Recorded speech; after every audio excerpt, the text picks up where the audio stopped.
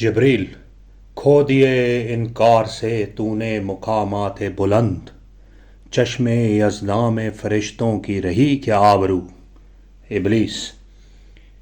ہے میری جرات سے مشت خاک میں ذوق نمو،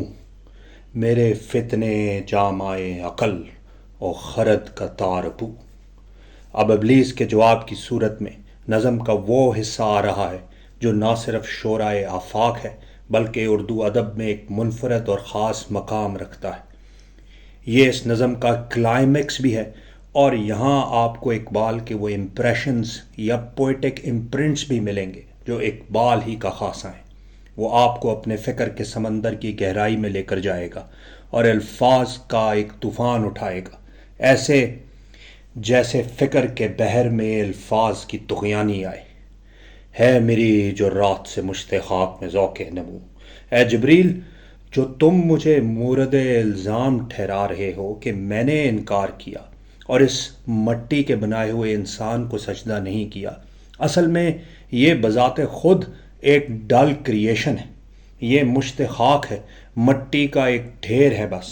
جس طرح وہ قرآن میں کہتا ہے، سورہ صاد میں اور سورہ الاعراف میں آتا ہے، انا خیر منہ، وہ اللہ سبحانہ و تعالیٰ سے کہتا ہے کہ میں اس سے بہتر ہوں۔ خلقتنی من نار، تو نے مجھے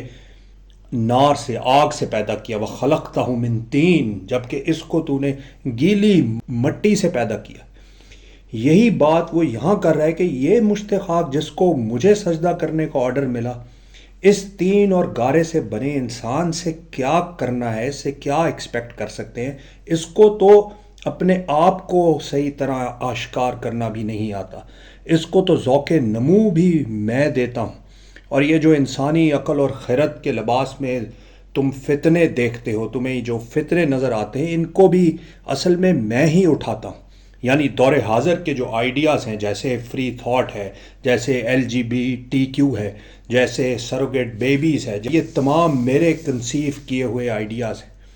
آگے کہتا ہے، دیکھتا ہے تو فقط ساحل سے رزم خیر و شر، کون طوفان کے تماچے کھا رہا ہے، میں کہ تو۔ اور جب میں یہ فتنے اٹھا رہا ہوتا ہوں اور ان سے ایک طوفان برپا کر رہا ہوتا ہوں، تو اے جبریل تم کیا کرتے ہو؟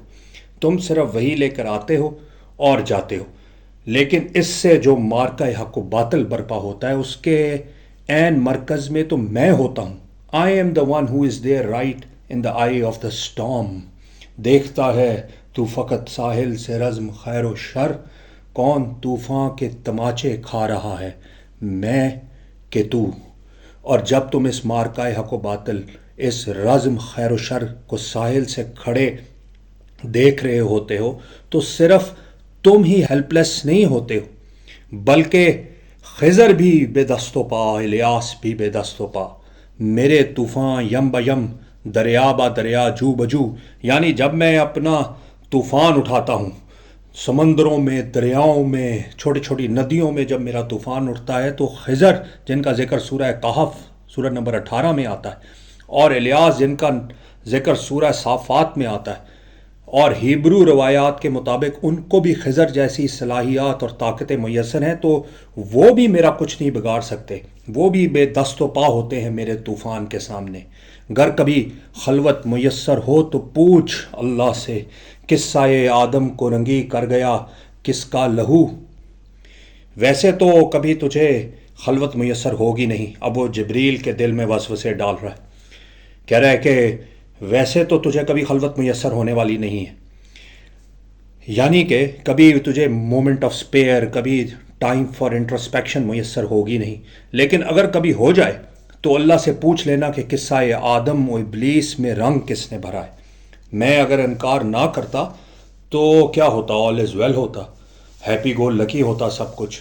ابلیس جس قصے کی بات کر رہا ہے، اس کو قصہ آدم و ابلیس بھی کہا جاتا ہے، اور اس کی اہمیت کا اندازہ آپ اس سے لگا سکتے ہیں کہ قرآن میں 7 دفعہ اس کا ذکر ہوا ہے۔ اس کا تذکرہ اللہ سبحانہ و تعالیٰ نے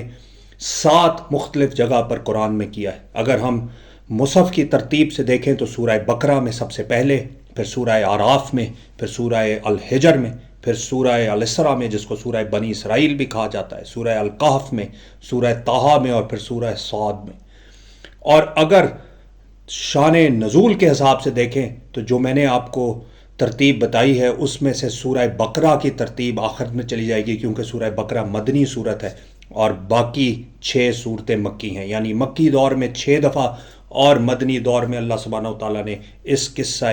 آدم و ابلیس کو سورہ بقرہ میں 7ویں دفعہ ذکر کیا، اور اسی کے بارے میں ابلیس کہہ رہا ہے کہ اگر کبھی خلوت میسر ہو تو پوچھ اللہ سے، قصہ آدم کو رنگیں کر گیا کس کا لہو، میں کھٹکتا ہوں دل یزداں میں کانٹے کی طرح، میں تو آج تک اپنی اس کمٹمنٹ پر قائم ہوں جس کا ذکر قرآن میں سورہ اعراف کی آیت نمبر 16 اور 17 میں آتا ہے، کالا فبما اغویتنی، اس نے کہا، اللہ سبحانہ وتعالیٰ سے کہا جب یہ سارا قصہ ہو گیا اور اس کو اللہ سبحانہ وتعالیٰ نے کہا کہ یہاں سے نکل جا، تو اس نے کہا فبما اغویتنی، یعنی وہ اللہ سبحانہ وتعالیٰ پہ بلیم ڈال رہا ہے کہ تو نے جو مجھے گمراہ کیا ہے، اللہ سبحانہ وتعالیٰ جو تو نے مجھے راستے سے دور بھٹکایا ہے، لا اقعدن لہم صراطک المستقیم، اب میں اس راستے کے اوپر صراط مستقیم کے اوپر بیٹھوں گا، ضرور بے ضرور بیٹھوں گا۔ جو لوگ عربی گرامر سے واقف ہیں وہ جانتے ہیں کہ یہ لا اقعدن، ادھر نون ثقیلہ کا استعمال ہوا ہے، ہیوی ڈیوٹی نون، اور اس کے اندر تاکید بھی ہے اور اس میں زور بھی ہے، یعنی کہ میں ضرور بے ضرور بیٹھوں گا، اللہ سبحانہ وتعالیٰ میں بیٹھوں گا ہی اس رستے کے اوپر جو تیرا رستہ ہے، لہم صراطک المستقیم ثم لا آتینہم، اب دوبارہ ادھر یا آتینہم نون ثقیلہ کا استعمال ہوا ہے، اور میں ان پر آؤں گا من بین ایدہم ومن خلفہم، ان کے اوپر آؤں گا یعنی ان کو اٹیک کروں گا ان کے سامنے سے، اور من خلفہم ان کے پیچھے سے، وعن ایمانہم ان کی رائٹ سے، اور عن شمائلہم اور ان کے لیفٹ سے، یعنی میں ہر طرح سے کوشش کروں گا کہ یہ جو تیرا پروجیکٹ ہے اللہ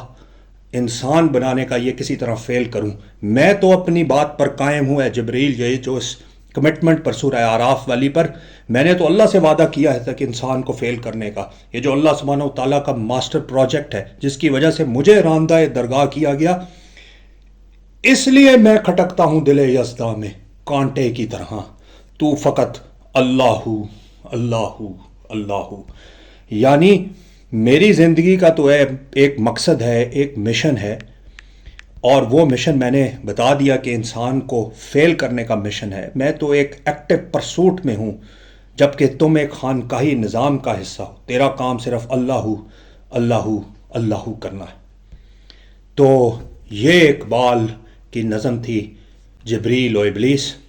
اب اقبال کا ٹیک ہوم میسج کیا ہوا پھر اس نظم سے؟ کیا یہ گلوریفیکیشن ہے ابلیس کی جس طرح کچھ لوگوں نے اقبال پر تنقید کی، یا اس کے علاوہ بھی کچھ اور ہے؟ اس میں